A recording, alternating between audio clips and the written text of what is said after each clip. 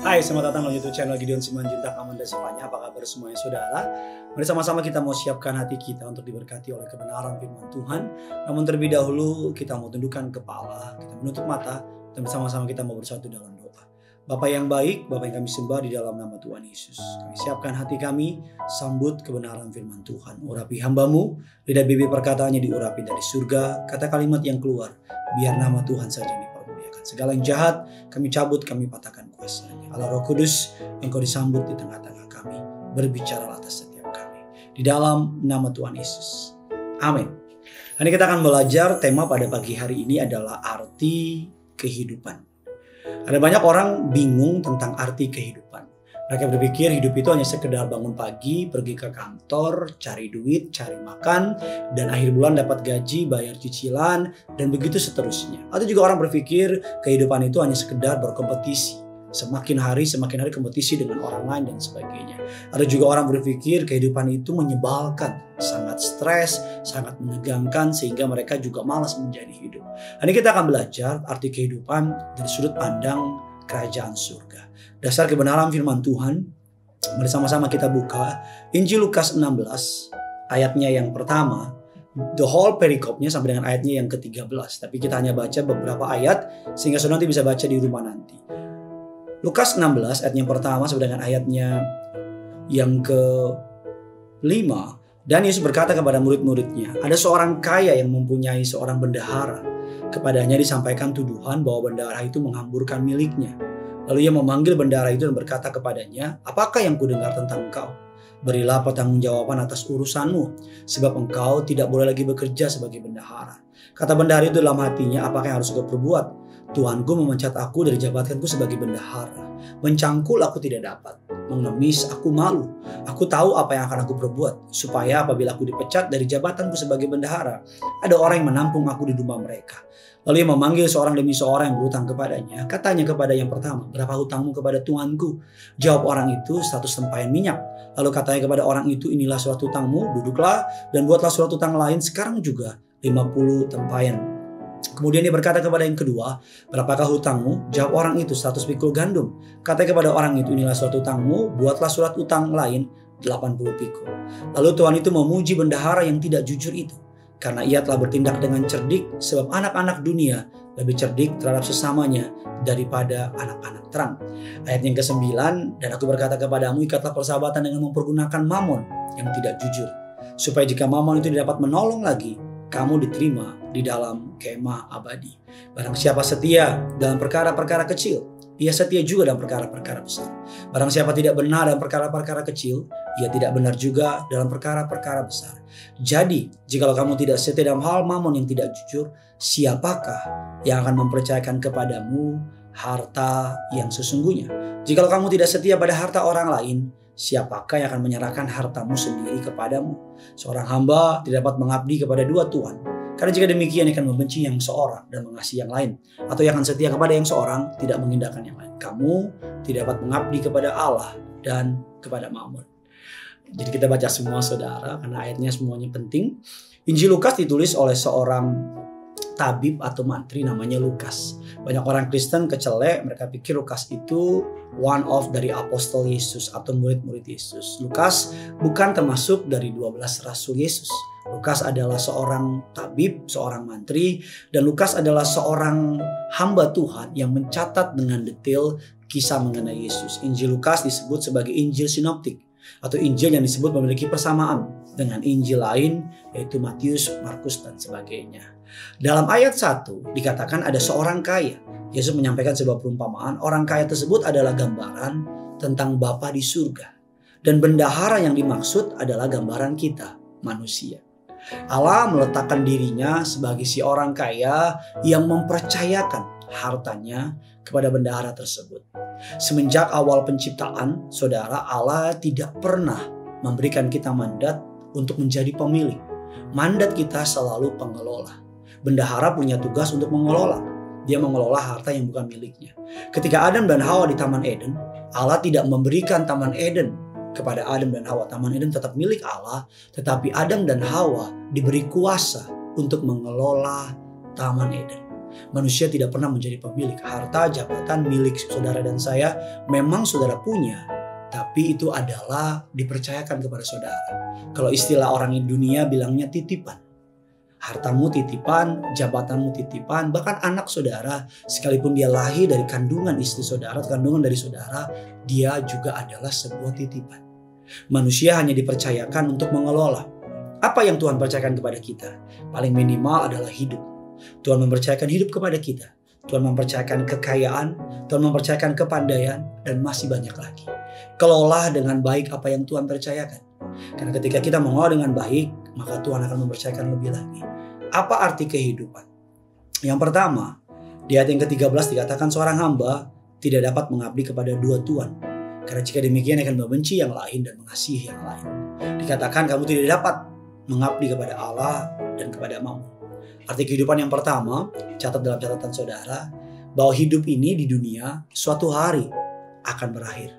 Semua pasti akan mati, siapapun dia.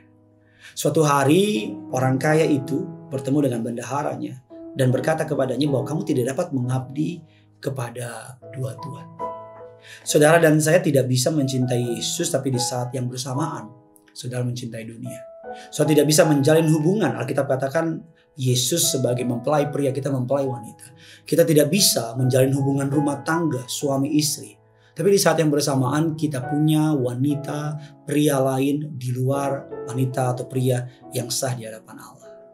Saya menghormati pengajaran kasih karunia. Pengajaran kasih karunia menurut saya sangat luar biasa. Tapi kadang-kadang saya nggak bilang pengajarannya salah. Saya bilang pemahaman tentang kasih karunia hari-hari ini ada begitu banyak kesalahan. Karena kita berpikir, oh Tuhan baik. Udah gak apa-apa, Tuhan baik kok. Ya gak apa-apa lah, telat-telat dikit Tuhan ampuni. Ya jatuh dalam dosa, gak apa-apa lah, namanya manusia. Jadinya standar kita untuk mengejar kekudusan. Standar kita untuk mengejar pertobatan. Standar kita untuk mengejar ketaatan kepada Tuhan menurun tajam. Saya percaya kalau ibarat perumpamaan, kasih karunia adalah gas. Tapi takut akan Tuhan adalah remnya. Kalau kita hanya gas terus, suatu hari bisa tabrakan. Tapi kalau kita cuma rem doang, kita gak kemana-mana. Saya percaya hidup ini adalah kasih karunia Tuhan, kebaikan Tuhan.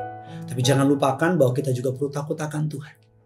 Ketika Yesus bertemu dengan perempuan yang tertangkap basah berzina, Alkitab mengatakan, Yesus berkata kepada perempuan itu, hai wanita, di manakah mereka? Tidak ada yang menghukum engkau. Perempuan itu berkata, tidak ada Tuhan.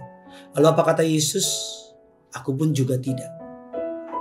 Pergilah dan jangan berbuat dosa mulai dari saat ini. Mulai dari sekarang. Yesus mengampuni perempuan itu karena dia pemilik dunia ini. Dia itu kasih karunia yang luar biasa. Tapi Yesus berkata, pergilah dan jangan berbuat dosa lagi mulai dari sekarang. Kasih karunia, gasnya. Takut akan Tuhan adalah rem. Kita perlu menyeimbangkan itu semua. Agar jangan sampai kita hanya memahami pemahaman tentang kasih karunia yang salah. Sehingga hidup kita jadinya berantakan. Oh, ada orang berkata, oh iya Pak Pendeta, kasih karunia tidak mungkin membuat kita menjadi malas-malasan. Kalau diajarkan dengan benar, sesuai dengan Alkitab, I do believe that. Saya percaya itu 100%. Tapi kalau diajarkan dengan cara yang salah, sehingga kita membebaskan hidup kita untuk tidak lagi mengejar yang namanya kekudusan, tidak lagi menghormati kemuliaan Tuhan. Dia memang Bapa yang baik, dia Bapa yang baik. Tapi jangan lupa, dia juga Raja kita. Dia bukan sekedar Bapa, dia juga Raja di atas segala Raja. Kita perlu menghormati dia, takut akan Tuhan. Yang kedua, kisah arti kehidupan. Alkitab mengatakan yang kedua, lalu ia memanggil bendahara itu dan berkata kepadanya, apakah yang kudengar tentang engkau? Berilah pertanggungjawaban atas urusanmu, sebab engkau tidak boleh lagi bekerja sebagai bendahara. Yang kedua arti kehidupan, hidup kita suatu kali pasti akan dituntut pertanggungjawaban oleh Tuhan. Bendahara itu berpikir tidak akan ada yang tahu perbuatannya. Tapi sooner or later perbuatannya ketahuan. Dan orang kaya itu berkata, berilah pertanggungjawaban atas urusan. Suatu hari kita akan mengakhiri hidup ini. Mohon maaf kalau binatang, sapi, ayam, burung, anjing, babi, kalau mati selesai. Mereka akan udah mati selesai. Rohnya ya gak ada rohnya juga. Mati selesai. Tapi kalau manusia setelah mati ada kelanjutan. kita akan menghadapi tata pengadilan Allah. Suatu hari kita harus bertanggung jawab dengan apa yang dipercayakan Tuhan kepada kita. Suatu hari Tuhan akan bertanya sama kita, aku berikan kamu usia sekian puluh tahun di muka bumi, aku kasih kamu uang, ABC dan sebagainya, aku kasih kamu kepercayaan dan sebagainya. Apa yang sudah kau pergunakan itu untuk kemuliaan bagi namaku? Bahwa suatu hari kita pasti akan dituntut pertanggungjawaban oleh Tuhan. Dan yang ketiga, yang terakhir, arti kehidupan. Kemudian dia berkata kepada yang kedua, berapakah hutangmu? Jawab orang itu 100 pikul gandum. Katanya kepada orang itu, inilah surat hutangmu, buatlah surat hutang yang lain 80 pikul. Lalu Tuhan itu memuji bendahara yang tidak jujur itu karena ia telah bertindak dengan cerdik. Sebab anak-anak dunia lebih cerdik terhadap sesamanya daripada anak-anak terang. Dan aku berkata kepadamu, ikatlah persahabatan dengan mempergunakan mamon yang tidak jujur. Sebab jika mamon itu dapat menolong lagi, kamu diterima di dalam kemah abadi. Yang ketiga, apa arti kehidupan? Arti kehidupan adalah gunakan hidup ini untuk kebajikan. Dan aku berkata kepadamu, ikatlah persahabatan dengan mempergunakan mamon yang tidak jujur. Supaya jika mamon itu dapat menolong lagi, kamu diterima di dalam kemah abadi. Banyak orang Kristen sulit memahami arti dari ayat ini. Mereka berpikir, oh berarti kita boleh pakai duit dong untuk buat ABCD dan sebagainya. Oh boleh dong untuk buat ini dan sebagainya. Untuk mempermudah, memperlancar, melicinkan istilah orang dunia. Supaya jika mamon itu tidak dapat menolong lagi, kamu diterima dalam kemah abadi. Maksud dari ayat ini, harta yang Tuhan berikan sama saudara, saudara boleh pakai untuk memperlebar kerajaan surga. Hartamu selalu bisa pakai untuk memperlebar pemberitaan tentang Injil, menyampaikan kabar baik, untuk membantu gereja-gereja Tuhan, hamba-hamba Tuhan berdiri menyampaikan kebenaran firman Tuhan. Agar ketika suatu hari nanti, ketika saudara diperhadapkan oleh tata pengadilan, ketika saudara nanti dalam kehidupan setelah kematian, akan ada orang yang datang sama saudara bilang begini, makasih ya, karena kamu, aku bisa diselamatkan. Kamu bisa berkata, kapan aku injilin kamu? Aku gak pernah injilin kamu. Oh iya memang kamu gak pernah injilin aku. Tapi waktu kamu sumbang sejumlah rupiah ke panti asuhan itu ada saya di situ. Dan karena sumbangan kamu, panti asuhan itu bisa bangun gereja, bisa bikin gereja, jadinya saya bisa kenal Yesus. Atau mungkin ada orang yang datang sama saya dan berkata, makasih ya, saya sekeluarga terima Yesus karena kamu. Bisa, kapan saya injilin kamu? Memang kamu gak pernah injilin saya. Tapi waktu itu kamu beliin Alkitab, dan Alkitab kamu sumbang ke gereja, dan Alkitab itu diberikan kepada keluarga kami. Dan keluarga kami membaca itu dan kami bertobat. Itu maksud dari jikalau mamon tidak dapat menolong lagi, kamu diterima di dalam kemah abadi. Maksud dari ayat itu adalah mempergunakan harta kita untuk memenangkan jiwa, membawa kabar berita tentang kabar Kristus Yesus Tuhan. Arti kehidupan, saya berdoa agar saudara dapat mengerti apa arti kehidupan yang sebenarnya. Bahwa suatu hari hidup akan berakhir, semua kita pasti akan mati. Bahwa suatu hari kita akan diperhadapkan kepada pengadilan tata suci Allah untuk dituntut pertanggungjawaban. Dan yang ketiga, gunakanlah hidup ini untuk sebagai kebajikan. Karena yang punya surga, crazy in love with you, dan dia sangat mencintai orang-orang yang lain juga. Bagikan kabar baik ini sebanyak mungkin. Bilang sama mereka, ini the meaning of life, ini arti dari kehidupan. Jangan lupa tulis kolom komentar di bawah. Jangan lupa like, jangan lupa subscribe. Karena yang punya surga, crazy love with you. Mari sama-sama kita mau menyembah. Kita datang sama Tuhan. Hidup ini adalah kesempatan. Hidup ini untuk melayani Tuhan. Jangan sia-siakan waktu yang Tuhan beri.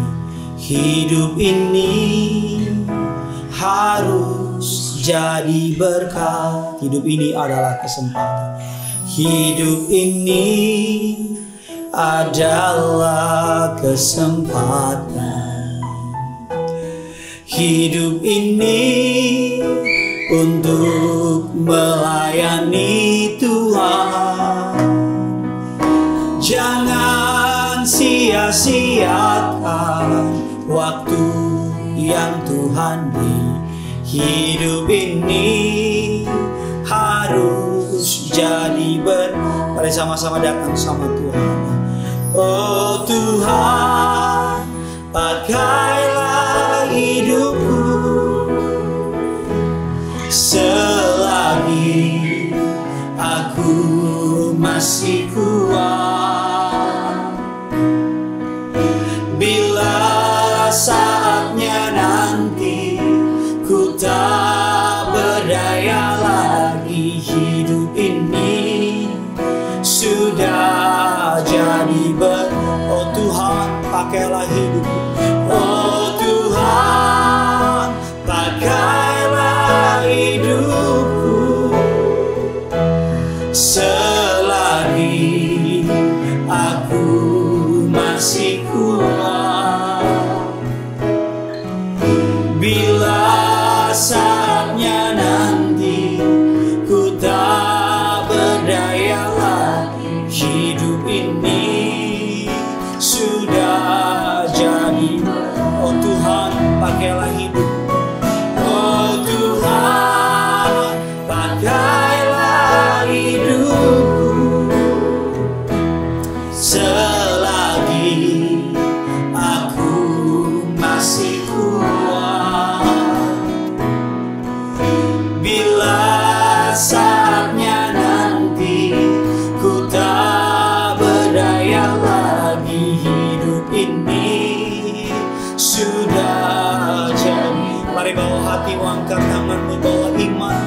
Oh Tuhan, pakailah hidupku selagi aku masih kuat.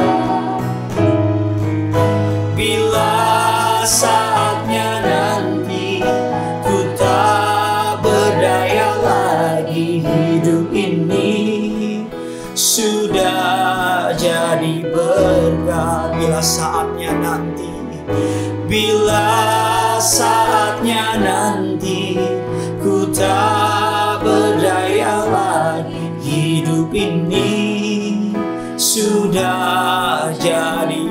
Sambil angkat tanganmu, bila saatnya nanti, bila saatnya nanti ku tak berdaya lagi, hidup ini sudah jadi berkat.